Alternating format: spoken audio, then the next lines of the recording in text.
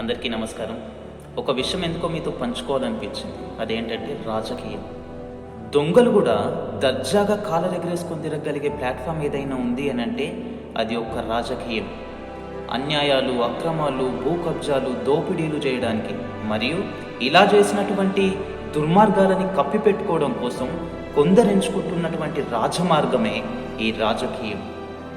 అందరూ ఇలాగే ఉన్నారని నేను చెప్పను, but 99.999% of the politicians are like this.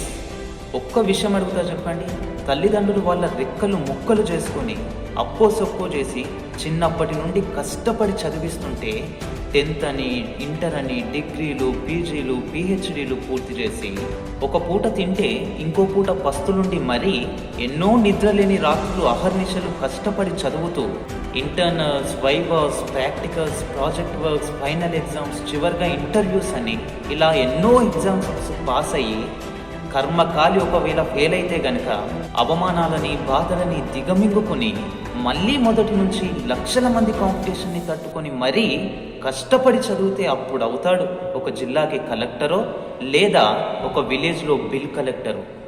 అలాంటిది చుట్టూ ఉన్నటువంటి సమాజాన్ని, దేశ భవిష్యత్తును మార్చగలిగేటువంటి స్థాయిలో ఉండేటువంటి ఒక రాజకీయ నాయకునికి ఎలాంటి అర్హత ఉండాలి? ఒక తెల్ల షర్టు, తెల్ల ప్యాంటా, లేక ఒక తెల్ల కారు, బ్యాంకులో కాస్త బ్యాలెన్సా? ఏం దరిద్రం భయ్యా ఇది. ఒకవేళ రాజకీయానికి కావాల్సినటువంటి అర్హత గురించి చర్చించాల్సి వస్తే పోటీ చేసేటువంటి వాడికి ధనబలం ఉందా, కులబలం ఉందా, మతబలం ఉందా, డబ్బులు బాగా పంచుతాడా? ఇలాంటిది కాదు భయ్యా ఆలోచించాల్సింది. సమాజానికి సేవ చేయాల్సినటువంటి వాడు సేవాగుణం కలిగి అన్ని రకాలుగా సమర్థుడై ఉండాలి. చదువుకున్నవాడై ఉండాలి, చదువు విలువ తెలిసినటువంటి వాడై ఉండాలి, నాయకుడై ఉండాలి, నాయకత్వ లక్షణాలు కూడా కలిగి ఉండాలి. మరి ముఖ్యంగా నలుగురికి న్యాయం చేసేటువంటి వాడై ఉండాలి, అన్యాయం చేయడం చేత కానటువంటి వాడై ఉండాలి.